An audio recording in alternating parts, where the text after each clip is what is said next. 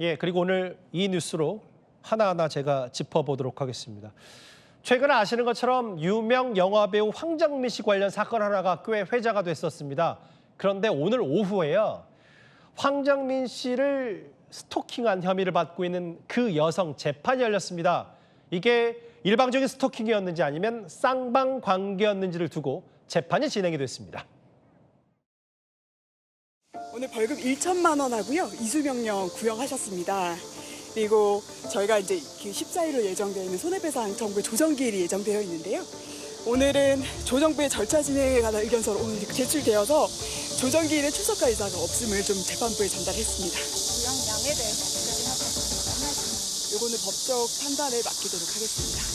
1천만 원 나오는데 어떻게 보십니까?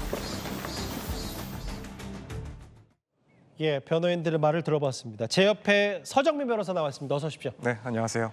일단 많이 알려지긴 했지만 황정민 씨 관련 사건 모르시는 분들도 있으시니까 오늘 재판까지 일련의 과정들이 어떻게 진행이 됐었던 거예요? 우선 지난 29일에 이제 여성 A 씨가 자신은 황정민 씨와 부적절한 관계를 가져왔다라고 주장을 하면서 황정민 씨와 관련된 그런 사생활을 폭로하는 게시글들을 올리면서 이 사건 내용들이 수면 위로 올라왔습니다. 지난달 29일이잖아요. 저 가운데 네. 있는 시간대별로 봤을 때. 네, 그렇습니다. 예. 지난해 8월에 이제 황정민 씨는 40대 여성 A 씨를 상대로 해서 스토킹 혐의로 고소를 했습니다. 예. 그리고 검찰에서는 그 혐의가 인정된다라고 보고 예. 벌금 300만 원의 약식 명령을 청구했고 올해 2월 법원에서 마찬가지로 300만 원 약식 명령이 나왔습니다. 아하. 네, 여기에 대해서 A 씨는 불복을 하고 정식 재판을 청구를 했고 예. 무죄를 주장을 하면서 이 재판이 계속됐었는데 예. 오늘 이제 결심 공판이 있었던 겁니다. 검찰은 이제 A 씨에게 기존에 이제 구형을 했던 것보다 훨씬 높은 1,000만 원의 벌금을 구형을 했고 예. 다음 달에 이제 선고가 있을 예정입니다. 이게 보통의 전망보다 오늘 물론 아직 선고는 남아있지만 검찰이 벌금 1,000만 원을 구형했다는 건 예상보다 무거워 보여서요. 그러면 일단 검찰의 판단은 황정민 씨를 스토킹한 게 맞다 이렇게 보고 있는 겁니까? 그렇죠. 이제 황정민 씨를 스토킹한 게 맞고 심지어는 그 죄질도 처음에 약식 명령을 청구했을 때보다 더 안 좋게 평가를 한 겁니다. 예. 사실 정식 재판으로 이렇게 넘어갔다 하더라도 이 벌금을 약식 명령 때 청구했던 것보다 크게 청구하는 경우는 많지는 않습니다. 그러니까 오늘이 좀 이례적이었던 거예요. 네, 그렇습니다. 그래서 일단 검찰이 봤을 때는 A 씨의 혐의 인정이 되고 심지어는 이 죄질이 더 안 좋다라는 점을 반영을 한 거다 이렇게 볼 수 있을 것 같은데 예. 우선 밝힌 입장을 보면은 장기간 잦은 연락을 했고 또 협박성 글을 게시하기도 했다. 피해자가 엄벌을 원한다라는 점을 들었습니다. 근데 예.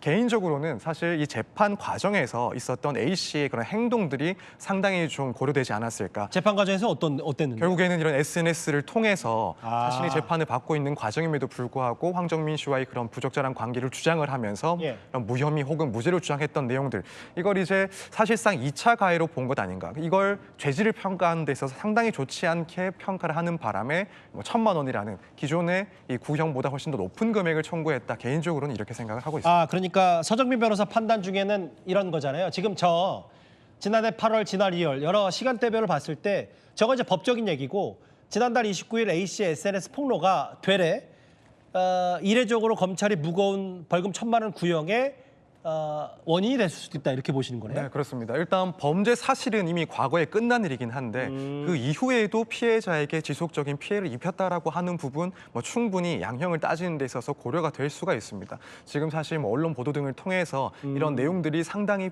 파급이 됐었고 그러다 하네요. 보니까 황정민 씨 측에서는 큰 피해를 입었다라고 충분히 주장할 수 있는 내용이기 때문에 예. 이런 점 역시 일종의 2차 피해로 보고 2차 가해로 보고 구형에 반영을 한 거 아닌가 이렇게 그럼 생각합니다. 좀 더 구체적인 내용을 한번 뜯어봐야 될 것 같아요. 저게 보면 검찰의 판단이긴 하지만 황정민 씨가 저 A 씨에게 연락을 그만해달라고 요청했지만 여성이 이틀간 저렇게 총 270번 넘는 연락, 이게 정상적인 관계가 아니다. 그러니까 스토킹이다 이렇게 보는 겁니까? 그렇죠. 물론 정말 가까운 사이에서는 저 정도 문자 발송할 수 있긴 합니다만 지금 문제는 이 사이가 단절된, 그러니까 황정민 씨가 더 이상 연락을 원치 않는 상황이 계속되고 있음에도 불구하고 이틀이라는 짧은 시간 동안 270번이 넘는 문자를 발송했다라는 겁니다. 그래서 이걸 보더라도 결코 상호 교류의 그런 관계가 아니다라고 평가를 한 거고, 그것 말고도 예컨대 자신의 죽음을 암시하는 듯한 그런 유언서를 메시지로 보낸다든가 한다든가 혹은 뭐 자신이 키우던 고양이의 사체 사진을 보낸다든가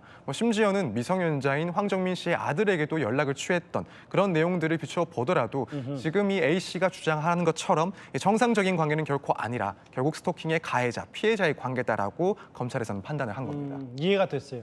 근데 일단 여기까지는 황정민 씨 쪽, 피해자인 황정민 씨 쪽이나 혹은 검찰의 시각이라면 여성 쪽 얘기도 좀 들어봐야 될 것 같아요. 저 A 여성의 얘기와 주장은 이런 얘기를 한 것 같아요. 그러니까 저기 보면 일부 보도에 따르면 1년 동안 77번 정도 통화했는데 아니 전화를 먼저 건 건 60번 넘게 황정민 씨는 아니냐.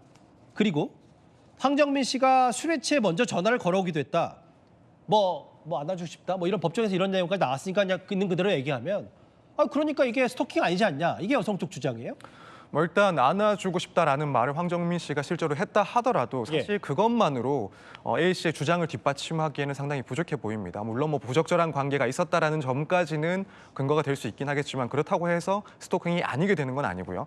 그리고 이제 언급을 했던 그 통화 내역, 그러니까 1년 동안 77차례 통화가 있었고 그중에 대부분이라고 할 수 있는 62차례를 먼저 황정민 씨가 전화를 걸었다. 그렇기 때문에 이건 내가 일방적으로 연락을 한 게 아니다라는 취지로 주장을 해온 것으로 전화 건 보이는데 쪽은 저쪽 아니냐. 이게 지금 여성의 주장이잖아요. 그렇지만 중요한 건 내용이었죠. 이제 일부 보도 등에 의해서 확인이 된 바에 의하면은 황정민 씨가 저렇게 먼저 전화를 해서 말한 내용이 연락하지 마라, 불편하다, 무섭다, 차단하겠다 이렇게 거절의 내용들이 대부분이었다는 겁니다. 전화를 건 이유가 거절의 내용이다라는 게 이제 검찰의 시각이고 그렇습니다. 뭐 이런 거다. 그러니까 오히려 여자가 주장하는 것보다 사실은 수십 차례나 이렇게 연락을 해서 연락 더 이상 하지 말라라고 부탁을 했음에도 불구하고 이 여성 A 씨가 계속해서 접근을 했다라는 이야기가 되는 거죠. 그래서 오히려 이 주장 자체가 이런 A 씨의 스토킹 범죄의 재질이 상당히 나쁘다라는 점을 더 부각시키는 그런 악영향을 주지 않았을까 이렇게 생각이 됩니다.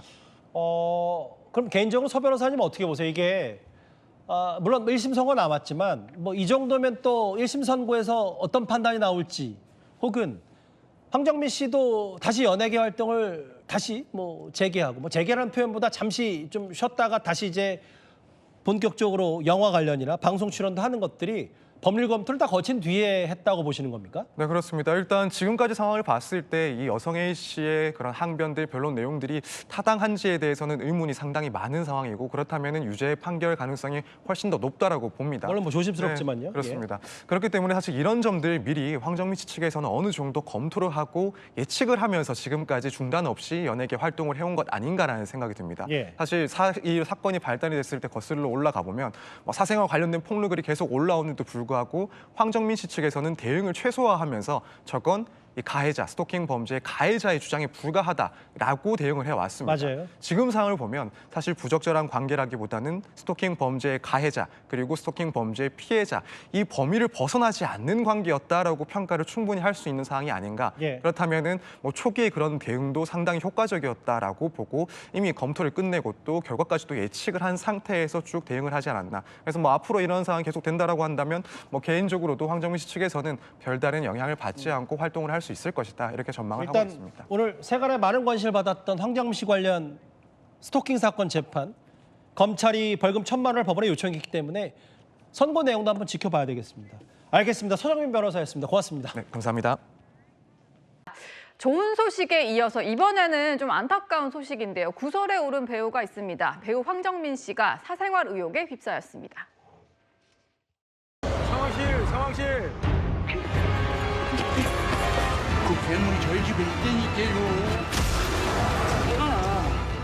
나홍진 감독은 왜 자꾸 황정민 배우를 찾을까요? 저를 찾는 이유요? 모르겠어요. 그냥 뭐 자기가 욕 안 할 때 하고 싶은데 내가 대신 해서 그런가? 그게 무슨 말이죠? 구체적인 뭐 해프닝이 있나요? 아니요, 농담. 네, 오늘 황정민 씨 소속사에서 입장문을 내면서 어떤 사생활 의혹에 대해서 강력한 대응을 예고를 했는데요. 2년 전에 있었던 일이라고 하면서 한 여성이 올린 글이 발단이 된 그런 상황입니다. 임주혜 변호사님, 황정민 배우와 좀 만났었다 뭐 이런 주장을 하는 것 같아요. 사생활 의혹이 확산이 되고 있습니다. SNS를 통해서 게시글 등이 올라오고 있는데요. 이 사생활 논란을 주장하고 있는 이 여성에 따르면요. 황정민 씨와 내가 나눈 통화 내역이다. 네. 메신저 내역이다. 이런 부분들을 공개하고 있는 겁니다. 이 내용만 보자면 사생활적으로 어떤 문제가 있는 것처럼 보여지는 내용들이 여러 가지 짜집기에서 지금 온라인상에서 돌아다니고 있는 건데요. 황정민 씨 측에서는요, 적극 입장 냈습니다. 네. 모두 사실 무근이다라는 부분을 강조하고 있고요. 오히려 이 해당 여성이 본인을 스토킹해서 스토킹 부분이 인정이 되어서 접근 금지 등의 잠정 조치도 3차례 받은 바가 있으며 스토킹이 인정되어 약식 명령 300만 원이 내려진 바도 있다라는 부분을 강력하게 주장을 하고 있어요. 네. 이들 간의 어떤 법적 분쟁은 좀 당분간 계속될 수밖에 없지 않나 생각이 됩니다. 이미 과거에 스토킹 혐의가 있어서 그걸로도 좀 이제 법적 공방이 있었던 사이다 이런 주장인 거죠? 그렇습니다. 그러니까 이전부터 해당 여성이 본인을 스토킹해 왔다라는 것이 황정민 씨 측의 주장입니다. 예. 그리고 지금 떠돌고 있는 짜집기된 뭐 통화 내용이라던가 메신지 내용 같은 부분은 짜집기한 것이다, 조작이다라는 취지로 좀 읽혀지거든요. 예. 근데 이에 대해서도 이제 여성의 추가적인 입장이 있을지 좀 지켜봐야 될 것 같고요. 이제 약식 명령이 내려졌는데 그 이후에 정식 재판이 진행이 되고 있는 것인지 추가적인 소송이나 소송전이 있는 것인지 그 부분은 추가로 확인이 필요한 상황입니다. 네. 최근은 아니고 2년 전에 있었던 일이다라고 주장하는 글이 올라온 그런 상황입니다. 어쨌든 강력한 대응을 예고했고요. 황정민 배우 같은 경우는 지금 영화 호프가 개봉해서 극장에 무대 인사를 다니고 있습니다. 오늘도 예정된 일정이 있었다라고 하더라고요. 임주혜 변호사님. 뭔가 잡혀있는 행보에 차질이 좀 있을까요? 어떻게 생각하시나요? 그렇죠. 지금 호프가 한참 개봉해서 흥행가도 달리고 있습니다. 황정민 씨가 주연 배우로서 무대 인사들이 예정이 되어 있어서 일단 예정된 스케줄들 차질 없이 진행하겠다라고 입장 밝히고 있지만요. 어느 정도 타격은 좀 불가피해 보입니다. 황정민 씨 같은 경우에는 워낙 애처가 이미지 네. 그리고 이제 가정적인 모습으로 많은 국민들의 사랑을 받아와서 이 사생활 논란이 또 국민들에게 굉장히 크게 다가오고 있거든요. 물론 사실관계 확인 필요합니다. 그래서 황정민 씨도 단호하게 법적 대응하겠다라는 부분 좀 발빠르게 밝히고 있는 것 같고요. 지금 예정되어 있는 행사들은 일단 진행이 되겠지만 사건의 추이는 좀 더 지켜볼 필요 있습니다. 예. 뭐 본인이 적극적으로 해명에 나섰기 때문에 뭐 단정할 필요는 없을 것 같고요. 앞으로 어떻게 사건이 흘러갈지 좀 지켜보겠습니다.